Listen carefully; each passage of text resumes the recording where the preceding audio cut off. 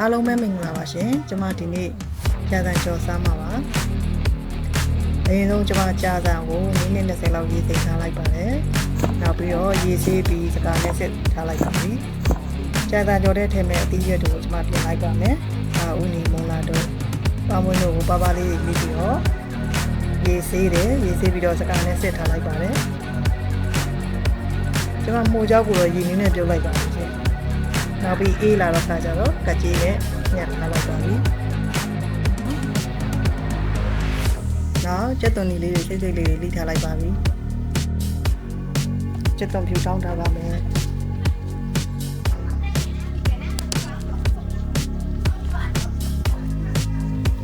နောက်ပြီးခရမ်းညွန့်တစ်လုံးရေးဆေးပြီးစိတ်လေးလိထားလိုက်ပါမယ်နော်အသားအတွက်ကတော့ကျွန်မကြက်မြစ်ကြက်သေးကိုကြိုထားပါတယ်နောက်ပြီးတော့သူတို့မတူမပါလေးတွေညှပ်ပေးလိုက်ပါတယ်ကျွန်မကြာသံကြော်ဖို့စပြင်လိုက်ပါပြီရှင်ပြင်ခဲ့ပါမယ်ခရမ်းညင်ပြီးခဲ့ပါမယ်ကြက်သွန်ကြီးနှောင်းထားတဲ့ကြက်သွန်ကြီးကိုထည့်ပြီးတော့စီစားလိုက်ပါပြီ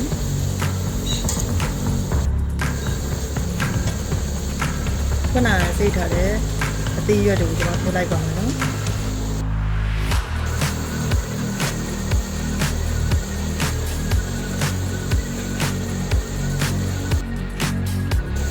အသီးရွက်တွေလည်းရတာဝင်အောင်ကျွန်မစားညှို့လို့ထည့်ပြီးတော့မှုပေးလိုက်ပါပြီအမြင့်တဲ့ကျန်ရမှုထည့်ပါမယ်နော်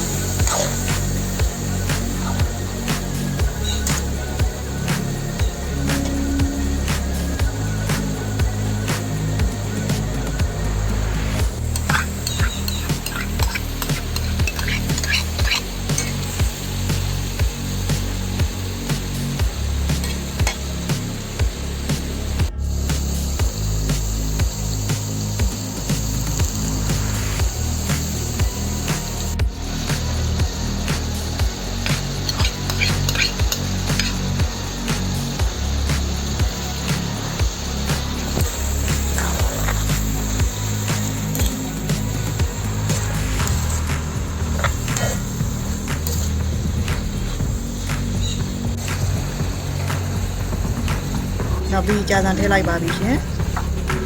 ကျွန်မကြာသံထည့်လိုက်ပြီးတော့မှုပေးလိုက်ပါပြီ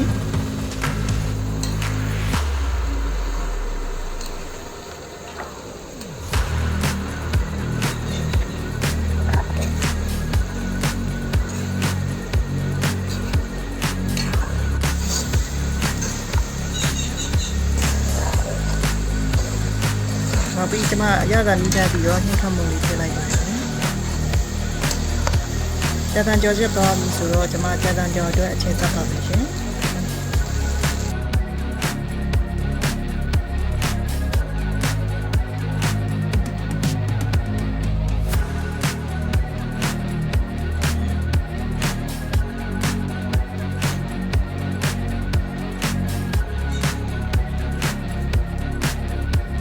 ရင်ဆုံး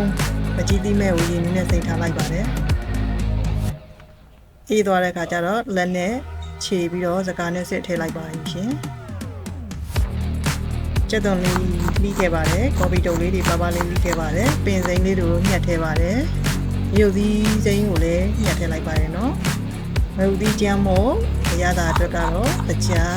စားတို့ကိုထည့်ပြီးတော့ကျွန်မမှုပေးလိုက်ပါပြီရှင်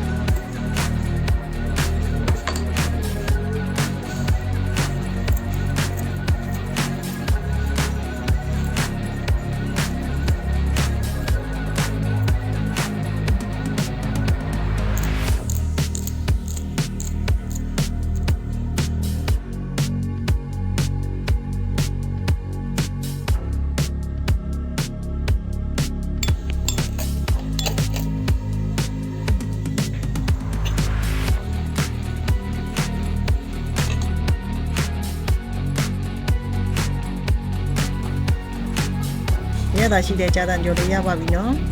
စားကြပါအောင်ရှင်